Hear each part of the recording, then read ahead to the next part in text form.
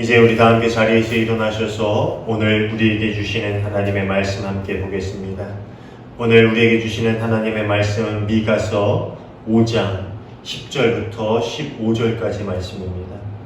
미가서 5장 10절부터 15절입니다. 제가 읽겠습니다.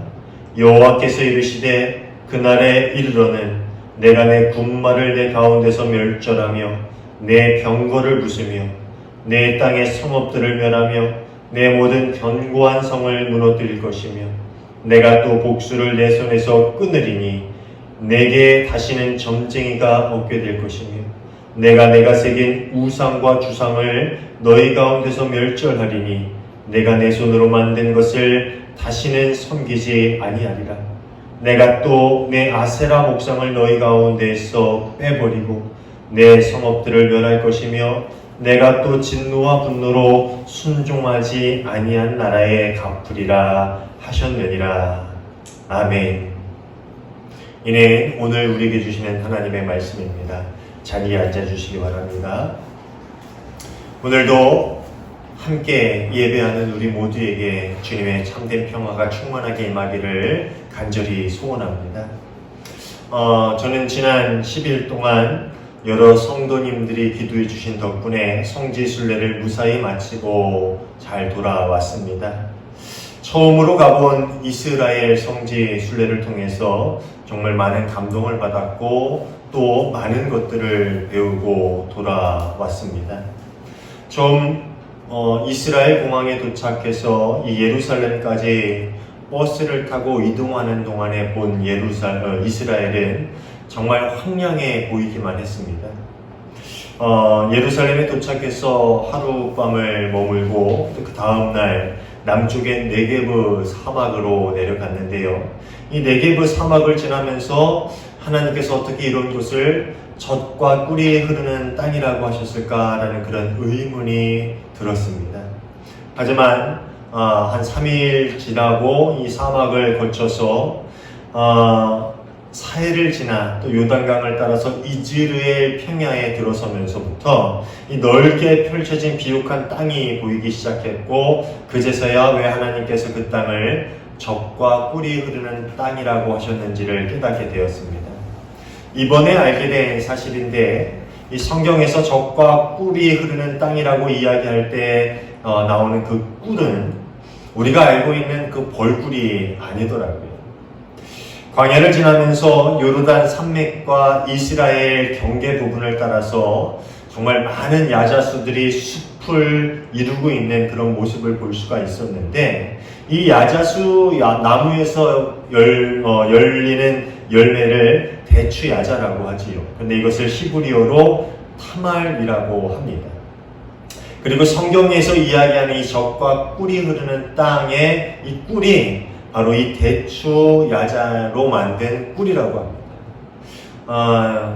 지금도 많은 이스라엘 사람들이 그 대추야자를 통해서 만든 그 꿀을 빵에 발라 먹거나 여러 가지로 사용을 하는데 이 타말이 성경에서 이야기하는 꿀이라고 합니다. 또 제가 이스라엘 가보기 전에는 그렇게 강수량이 적은 나라에서 어떻게 농사를 지으며 살 수 있을까라는 그러한 의문을 가졌었는데 마침 저희가 순례를 간 시기가 우기였습니다. 그리고 또 때마침 순례를 하는 동안에 몇 차례 비가 내리는 것을 경험하게 되었습니다. 그런데 제가 생각했던 것보다 이 우기 동안에 내리는 그 빗줄기가 상당히 굵었어요. 꼭 우리나라 장마 때 내리는 그런 빗줄기만큼이나 굵은 빗줄기가 내리는 것을 볼 수 있었습니다. 비록 짧은 시간, 그게 길게 오지는 않았지만 아주 짧은 시간에 그렇게 빗줄기가 내리긴 했지만 마른 대지를 적시기에는 충분한 양의 비가 내렸고 또 이거는 그 현지 가이드가 설명해 주는 내용인데요. 이 이스라엘은 석회석으로 된 지방들이 많이 있다고 합니다. 대부분 석회석의 지반을 가지고 있다고 해요. 그러다 보니까 석회석으로 된 지반에서 물을 빨아들여서 비를 머금고 있다가 건기가 되면은 식물에게 필요한 수분을 내어주기 때문에 그 땅에서 충분히 농사를 지으며 살 수 있다라는 그런 이야기를 들었습니다. 그러니까 정말 하나님은 이스라엘 백성에게 약속하신 대로 젖과 꿀이 흐르는 땅을 그들에게 주신 것이 맞았습니다. 신명기 11장 9절을 보면은요, 하나님께서 이스라엘 백성들에게 이런 말씀을 하십니다. 여호와께서 너희 조상들에게 맹세하여 그들과 그들의 후손에게 주리라고 하신 땅, 곧 젖과 꿀이 흐르는 땅에서 너희의 날이 장구하리라.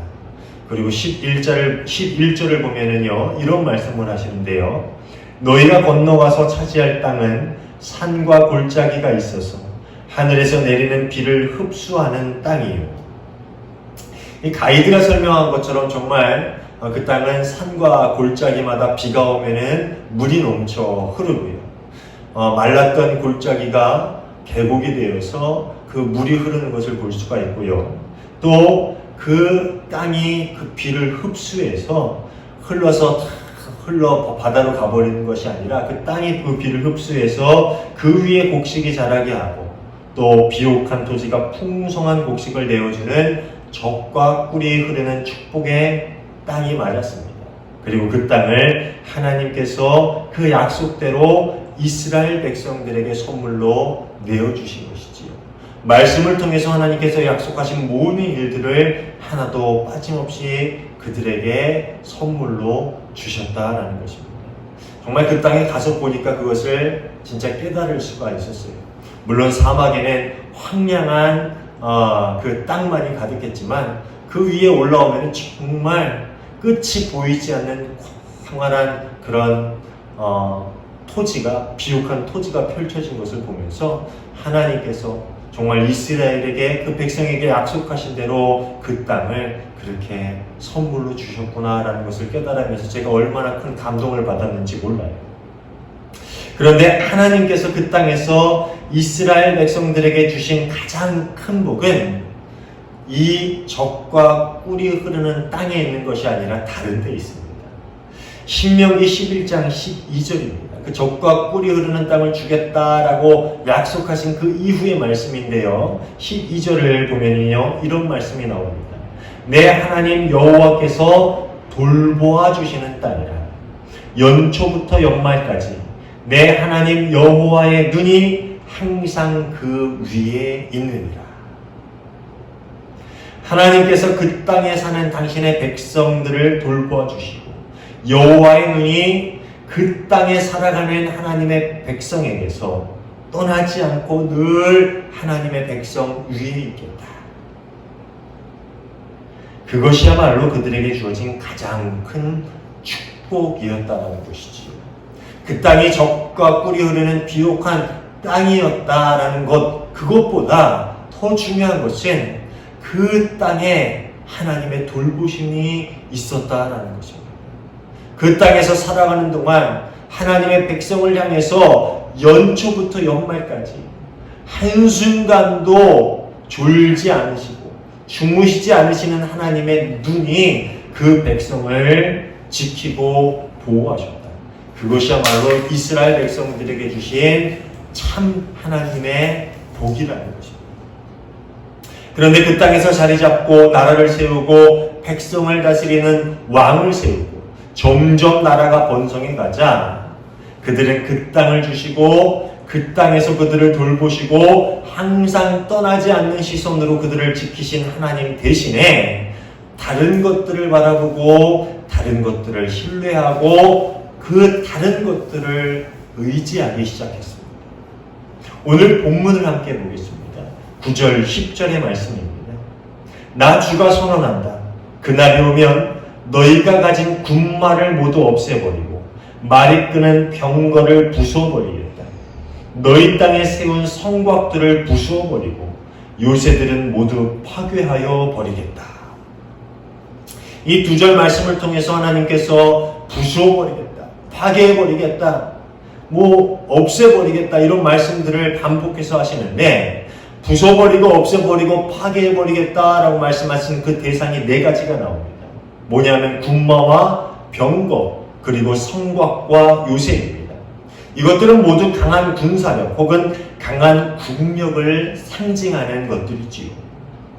이번 성지순례에서 이 솔로몬 왕 때 건축된 대표적인 도시 중에 하나인 라귀시에 다녀왔는데요. 그곳에 가면은 정말 말을 기르던 당시 마국간의 흔적들이 고스란히 남아 있고요. 또 여물통으로 쓰던 돌로 만든 여물통의 흔적들, 그 유물이 그대로 남아 있습니다. 이스라엘은 점점 부유해지면서 이 주변 국가들 못지않은 군사력을 갖기 시작했어요. 여기저기 하솔과 무깃도, 라기시 이런 도시들의 말을 키우는 그러한 마국간들을 건설하기 시작했고, 또 그 말이 이끄는 병거들을 만들기 시작했어요. 그렇게 주변 국가들에 대항할 만한 강한 군사력을 갖기 시작했다는 것이지요. 강한 군사력의 상징인 군마가 이끄는 병거의 숫자도 늘리고, 또 도시 곳곳에 성곽과 유세들을 세우면서 이제 자신의 힘으로 나라를 지키고 유지할 수 있을 것이다 라는 그런 생각을 하기 시작했다는 것이지요. 이번 성지순례 때 여기저기를 돌면서 그 당시 유대 당시에 세웠던 성곽들 또 요새들을 함께 봤는데, 정말 그 당시에 그들이 그렇게 성곽과 요새들을 세우면서 이제 우리 힘으로 이 나라를 지킬 수 있을 거다. 이제 우리가 그만큼 강한 국력과 군사력을 갖게 되었다라는 생각을 아마 그 당시에 그들은 했던 것 같습니다. 그래서 이제 그들의 삶 가운데 점점 하나님을 멀리하는 모습들이 나타나기 시작했어요. 하나님은 이제 자신들을 지키시는 분이고, 자신들을 보호하시는 분이고, 이방 나라와의 전쟁에서 승리를 가져다주는 그런 분이다라는 생각을 점점 그들 삶에서 버리기 시작했어요. 그런 생각보다는 하나님은 그저 성전 안에 계시며 우리가 가져다주는 제사를 받고 기뻐하시는 분이라는 생각을 하게 되었어요. 하나님은 좀 속된 마음, 뒷방 늙은이 신세로 전락해버리고 말았고, 하나님을 향한 신앙은 그저 오랜 시간 유지되어 오던, 조상 때부터 전해 내려져 오던 풍습이나 전통 정도에 불과한 것이 되어버리고 말았다라는 것이지.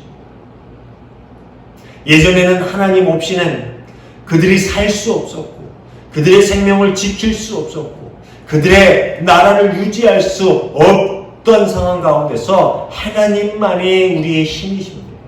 하나님만이 우리의 요새시고, 하나님만이 우리를 지키시고, 하나님만이 그 강한 이방 나라와의 싸움 가운데서 우리를 승리로 이끄시는 분이십니다 라고 고백했던 그 백성이 이제 하나님 없어도 됩니다. 그냥 그 성전에 앉아서 우리가 가져다니는 제사만 받으십시오. 이제 하나님을 의지하는 삶이 아닌 그들의 힘과 그들의 군대와 그들의 요새와 그들의 손박과 그렇게 강한 군사력과 국력을 의지하는 백성이 되어버리고 말았다는 것이지요. 그리고 그런 신앙적 타락과 더불어서 그들의 삶 속 깊은 곳에는 점점 삶을 방탕과 쾌락으로 이끌어갈 이방신들이 파고들기 시작했지요. 12절, 13절 말씀을 함께 보겠습니다. 너희가 쓰던 마법을 없앨 것이니 너희가 다시는 점을 치지 않을 것이다. 너희가 새긴 우상을 파괴하여 버리고 신성하게 여긴 돌기둥들도 부수어버렸어. 다시는 너희가 만든 그런 것들을 너희가 섬기지 못하게 하겠다. 14절에도 보면은 아세라 목상에 대한 언급도 나와요. 이 이스라엘 백성들은 가나안 토속신인 바알과 아세라, 그리고 솔로몬 때부터 이스라엘에 들어온 몰록이나 그 밖에 다른 많은 이방신들을 섬기면서 점점 타락의 길로 들어서기 시작했지요. 제가 늘 이야기하지만 당시 이방신을 섬기는 가장 큰 이유는 뭐였냐면 그것들이 인간의 동물적인 욕구를 채워주는 종교였기 때문이에요. 그것이 뛰어나거나 큰 능력을 발휘했다거나 그게 아니에요. 이스라엘 백성들이 가나안 신을 섬겼던 가장 큰 이유는, 이방신을 섬겼던 가장 큰 이유는 그 모든 이방신들이 동물적인 욕구를 채워주기에 가장 적합한 종교였기 때문이라는 것이죠. 야훼 신앙의 가장 큰 특징이 뭡니까?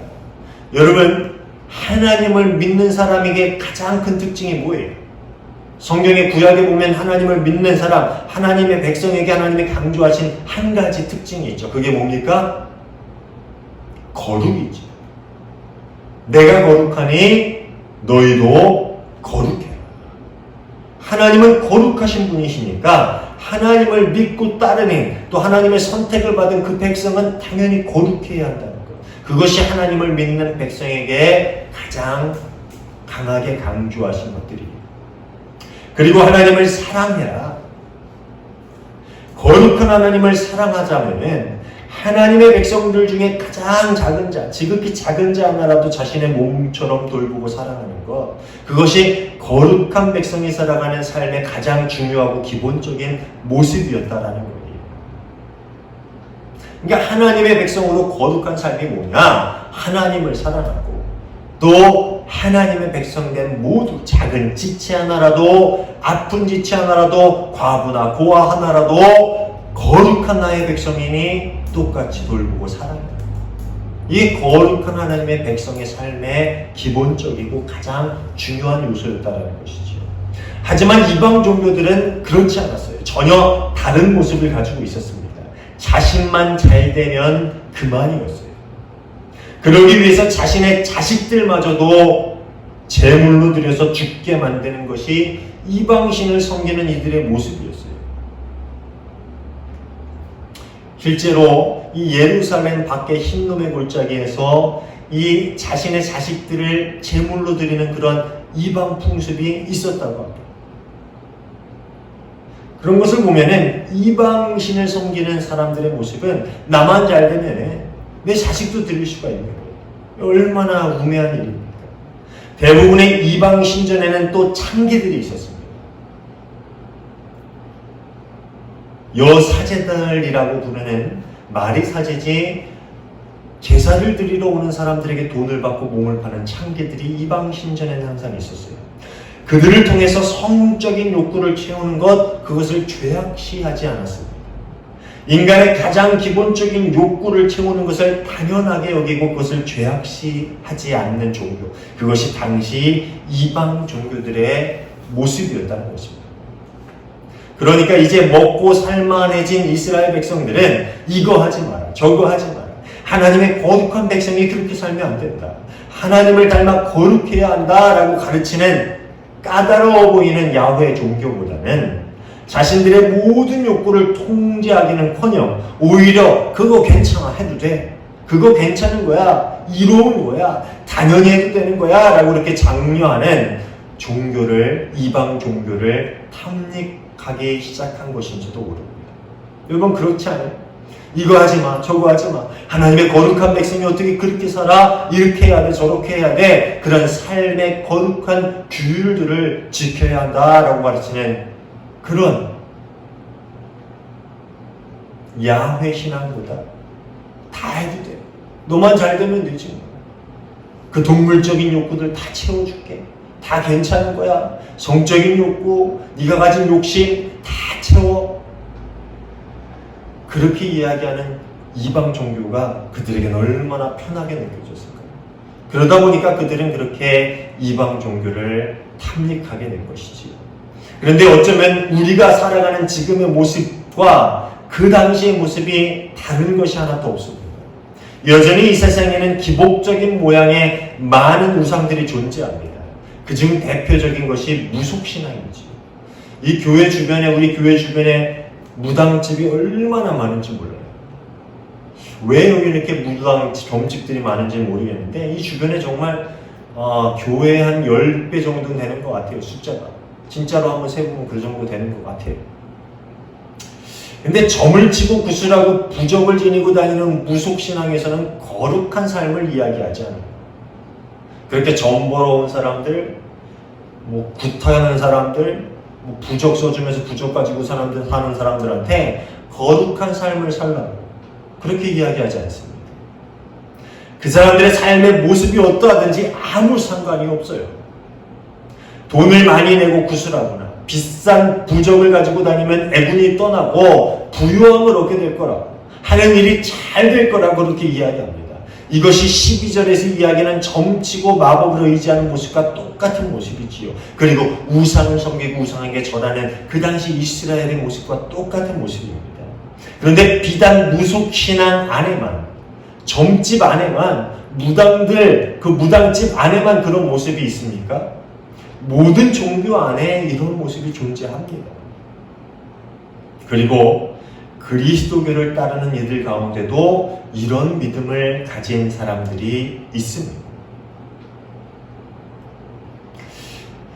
하나님은 당신의 백성에게 적과 꿀이 흐르는 땅을 주시면서 그 이스라엘 땅을 허락해 주시면서 이런 말씀을 하셨어요. 신명기 11장 13절부터 15절의 말씀입니다. 내가 오늘 너희에게 명하는 내 명령을 너희가 만일 청종하고 너희 하나님 여호와를 사랑하여 마음을 다하고 뜻을 다하여 섬기면 여호와께서 너희의 땅에 이른 비 늦은 비를 적당한 때에 내리시리니 너희가 곡식과 포도주와 기름을 얻을 것이요 또 가축을 위하여 들에 풀이 나게 하시리니 내가 먹고 배부를 것이라. 분명히 이 신명기의 말씀은 너희가 들어가는 그 땅에서 너희가 풍족하게 살게 될 거야. 이제 이전에 노예로 살았다면 이제 내가 주는 그 땅에서 가냐와 같지 않고 그렇게 풍족한 적과 꿀이 흐르는 그 땅에서 너희가 곡식과 포도주와 기름을 얻고 배부를 것이다. 그런 삶을 살게 될 것이다. 그렇게 이야기해주고 있어요. 그런데 세상에서 풍족한 복을 주실 것이다 라는 그 모든 약속 앞에 한 가지 조건이 있어요. 그게 뭐예요?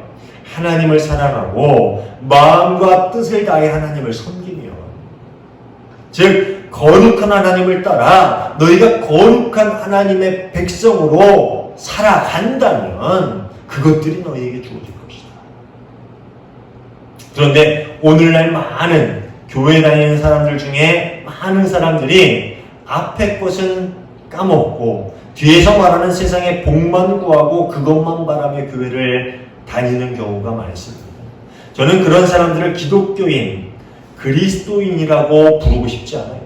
그래서 아까 교회 다니는 사람들이라고 표현을 했는데 그들에게는 그저 교회 다니는 사람 정도가 가장 너그러운 표현일 것입니다. 심하게 말하자면 그들이 점집 다니는 사람들과 무엇이 다르겠습니까? 하나님을 하나의 부족으로 여기거나 예배를 국정도로 생각하거나 교회에 헌신하거나 헌금하는 것을 복비 내는 정도로 생각하는 그러한 성도들이 없을까요? 과연 우리는 그런 사람들이 아닙니까? 여러분 한번 심각하게 내 신앙의 모습을 한번 고민해 보시기를 바랍니다. 제가 잘 아는 무당이 있는데요. 정말 잘 아는 무당이 있는데요. 그 무당이 저를 보고 예전에 동종업계 종사자다라고 이렇게 이야기를 한 적이 있어요.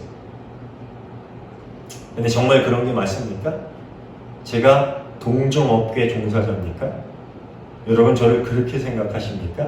그렇다면 저는 목사 안 하는 게 낫겠지요.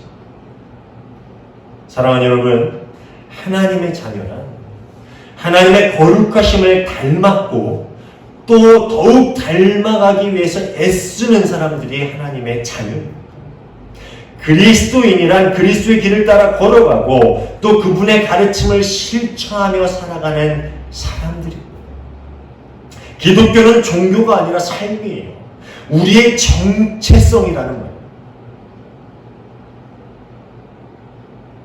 그렇게 예배는 우리가 하나님의 자녀요. 우리의 삶이 하나님의 것입니다. 우리에게 주신 모든 삶의 시간들이 주님의 것입니다. 라는 것을 고백하는 시간입니다. 하나님께 드리는 헌금은 나의 삶의 모든 소유가 주님의 것입니다. 라는 것을 표현하는 마음의 표현입니다. 감사의 표현이라는 거예요. 엄연히 다르지. 엄연히 다릅니다. 사랑하는 여러분, 바라기는 흉내만 내는 사람이 아니라 정말 하나님을 닮고 그리스도의 길을 따라가는 참된 신앙인 참된 그리스도인이 될 수 있기를 소망합니다. 그 이름에 부끄러움이 없는 그러한 신앙의 길을 걸어가시기를 바랍니다. 나는 그리스도인이요 하나님의 자녀요 하나님의 백성이다라고 떳떳하고 당당하고 자랑스럽게 어디서든지 내가 속한 삶의 자리에서 누구에게든지 이야기할 수 있는 그런 삶을 살 수 있는 저와 여러분 모두가 되시기를 주님의 이름으로 축원합니다. 하나님은 자신의 보잘것없는 힘을 과신하는 이스라엘 백성들, 나의 군마, 병거, 성광, 요새 그러한 보잘것없는 것들을 과신하고 자랑하고 그것들을 의지하는 이스라엘 백성들, 그리고 이방 종교에 빠져 더러운 삶을 살아가는 이스라엘 백성들에게 이렇게 이야기하십니다. 너희가 의지하는 모든 것들을 내가 무너뜨려 버리겠다. 너희가 섬기는 우상들을 다 내가 쓰러뜨려 버리겠다. 모두 다 없애버리겠다. 하나님의 말씀대로 그 모든 것이 쓰러져 버린 후에, 그 모든 것이 다 없어져 버린 후에 비로소 그들은 알게 될 거예요. 참된 힘이 누구인지, 정말 강한 힘은 어디로부터 비롯되는지, 정말 이 세상에서 누구를 의지하고 누구를 신뢰해야 하는지 비로소 그들은 알게 될 것입니다. 하나님이 정말 심판하시고 부수기를 원하시는 것은 병거나 군마, 성곽, 요새 같은 외형적인 것들이 아니에요. 하나님은 그런 모든 것들을 부시고 없애심으로 이스라엘 백성 안에 있는 하나님을 신뢰하지 못하는 그 마음을 무너뜨리기를 원하고 계시는 거예요. 그들의 의심과 교만을 완전히 무너뜨리셔서 이제 참 주인이신 하나님을 보라고, 하나님만 의지하라고, 하나님만 신뢰하라고 이야기하기를 원하시는 것입니다. 삶의 외형적인 부분들을 하나님이 치길 원하시는 것이 아니라 그것들을 통해서 내가 진짜 봐야 할 것이 무엇인지를 하나님은 보라고 이야기하고 계시는 것이지. 우리 삶의 우상들을 없애시고 무너뜨리고 그 우상을 섬기는 우리를 무릎 꿇게 하심으로 네가 섬기는 우상, 네가 믿고 따르고 신뢰하는 그 우상이 얼마나 부질없는 것인지, 얼마나 허망한 것인지를 알라고 그 마음을 치고 복종시키시기를 원하고 계신다는 것이죠. 저는 오늘 심판을 선포하는 하나님의 엄중한 경고가 마치 당시 이스라엘 백성들과 오늘날 우리를 향한 하나님의 절규처럼 들립니다. 이것이 협박이나 위협이 아니라 우리를 향한 사랑이 가득한 하나님의 절규의 메시지처럼 들린다는 말입니다. 사랑하는 나의 자녀들아, 넌 지금 누구를 신뢰하고 있니? 넌 지금 무엇을 의지하고 있니? 넌 지금 무엇을 쫓으며 살아가고 있니? 내가 네 참된 주인이다. 내가 너희를 애굽에서 이끌어내었고 너희에게 젖과 꿀이 흐르는 땅을 주었고 내가 그 땅에서 너희를 번성하게 해주었다. 내가 너희의 참 힘이고 생명이고 너희를 여전히 지키는 하나님이다. 그러니 제발 이방 우상을 향한 눈을 돌려서 이제 나를 좀 바라봐라. 세상 욕심을 향한 마음을 돌려서 이제 나를 신뢰하고 나를 의지해라. 그렇게 이스라엘을 향해서 그리고 오늘날 우리를 향해서 절규하시는 하나님의 목소리를 오늘의 말씀 속에서 저는 들었습니다. 사랑하는 여러분, 우리가 의지하는 군마와 병거는 무엇입니까? 우리의 삶 속에 견고하게 서 있는 성곽과 요새는 무엇입니까? 무엇이 하나님보다 우리가 더 의지하는 군마와 병거인지, 무엇이 우리를 우리 삶 속에 교만의 그 벽 속에 가두어두는 성곽과 요새인지 여러분 한번 고민해 보시길 바랍니다. 한 찬양의 가사처럼 오직 하나님만 나의 산성이시요 요새시라고, 나의 힘이요 방패시라고, 내가 의지할 곳이 하나님밖에 없다고 고백할 수 있는 저와 여러분 모두가 되시기를 바랍니다. 오직 예수만이 내가 의지하고 신뢰할 주님이라고 고백할 수 있는 저와 여러분 모두가 되시기를 바랍니다. 이번 성지순례 때에 이 베드로에 관련된 기념교회들을 참 많이 갔어요. 이 제자들에 관련된 기념교회들을 많이 갔는데 사실 그 자리에서 실제 그 일들이 일어났던 것은 아니고 그저 그 일들을 기념해 놓기 위해서 세워놓은 기념교회이지만 그래도 나름 그곳에 세워져 있는 그 동상들을 보고 그 모습들을 보면서 많은 생각을 했습니다. 특히 베드로가 예수님을 3번 부인하고 절망하는 그런 모습을 보면서 정말 무엇으로 의지해야 하는가, 어떠한 상황 가운데서 우리는 무엇을 고백해야 하는가라는 그런 고민을 참 많이 했습니다. 사랑하는 여러분, 오직 예수만이 내가 의지하고 내가 신뢰할 분입니다 라고 고백할 수 있는 우리 모두가 되기를 바랍니다.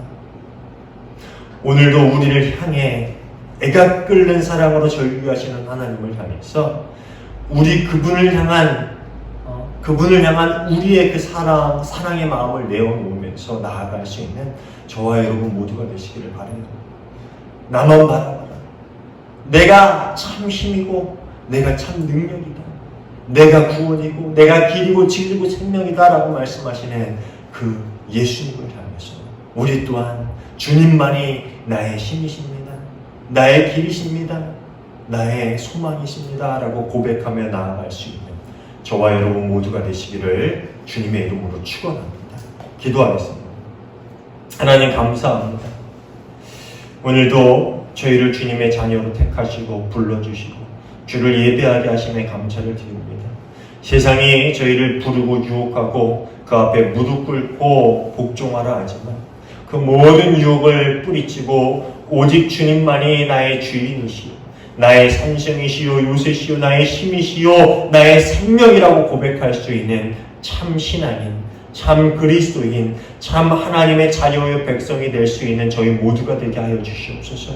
우리 삶 가운데 세워져 있는 모든 우상을 무너뜨리고 모든 성곽과 요새와 군마와 병거를 무너뜨리고 없애버리고 부수고 하나님께만 나아와 주만 바라보며 주를 신뢰하고 의지할 수 있는 저희 모두가 되게 하여 주시옵소서. 오직 주님만 따르는 저희의 삶이 되게 하실 줄 믿고 감사하며 예수님 이름으로 기도하옵나이다. 아멘.